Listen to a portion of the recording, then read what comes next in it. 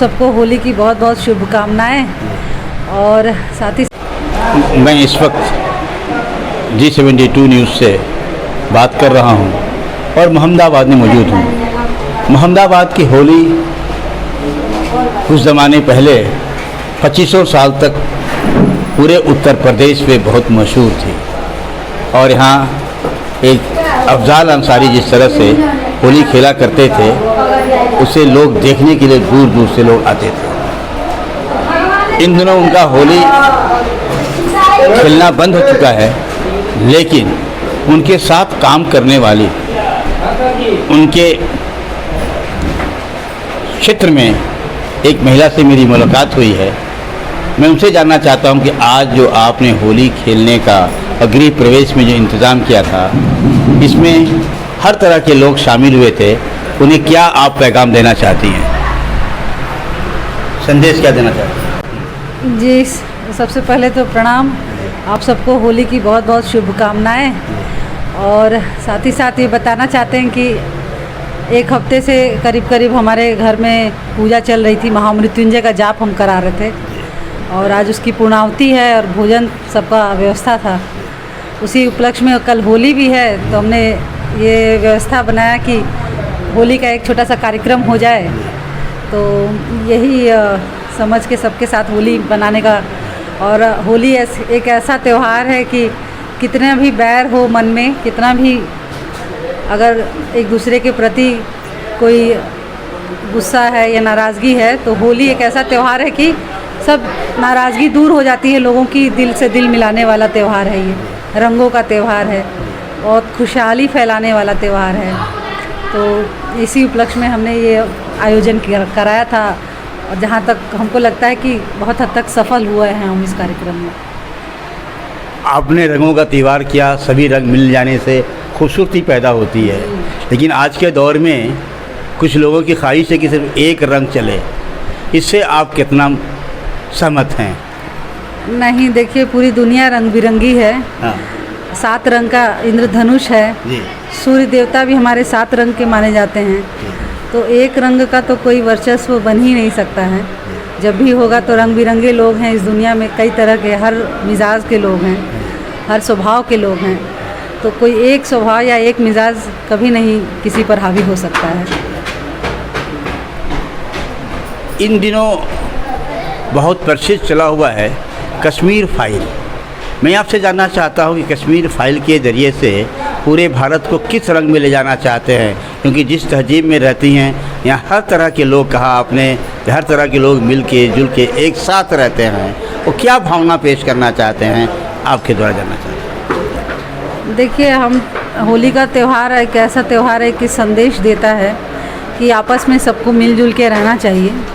और कश्मीर की तो हम नहीं बात करेंगे क्योंकि हमारा कश्मीर यही है, मोहम्मदाबाद है। और इसी कश्मीर में क्या हिंदू क्या मुसलमान सब मिल के एक दूसरे के, देखिए हमारे यहाँ अबीर आप देख सकते हैं किस हद तक खेला गया है। अब उस जोश में कोई नहीं देखा कि कौन हिंदू है कौन मुसलमान है, सबको लगाते चले गए। तो ये त्यौहार ही ऐसा है कि मिलन, होली मिलन बोला जाता है, लोगों का दिल से दिल मिलने वाला त्यौहार है। मैडम, आप सामाजिक कार्यकर्ता हैं, यहाँ की ऐसी सामाजिक करता है जो कि अन्य लोगों की हिम्मत नहीं हुई है।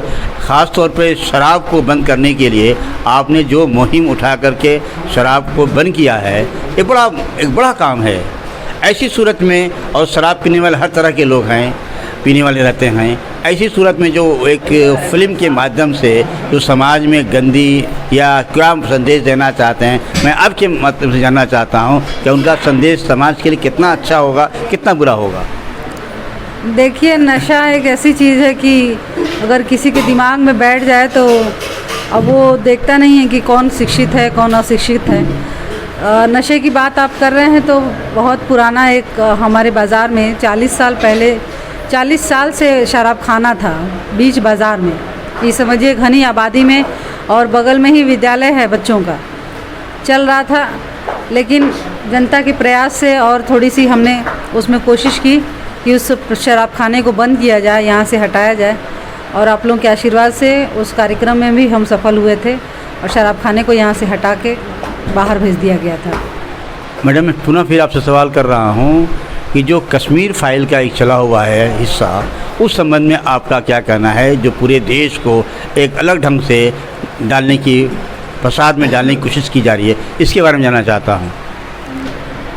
कश्मीर फाइल कश्मीर पंडितों के साथ जो हुआ है वहाँ पर, उस पर आधारित फिल्म है। तब उसमें क्या सच्चाई है ये तो अब देखने का विषय है।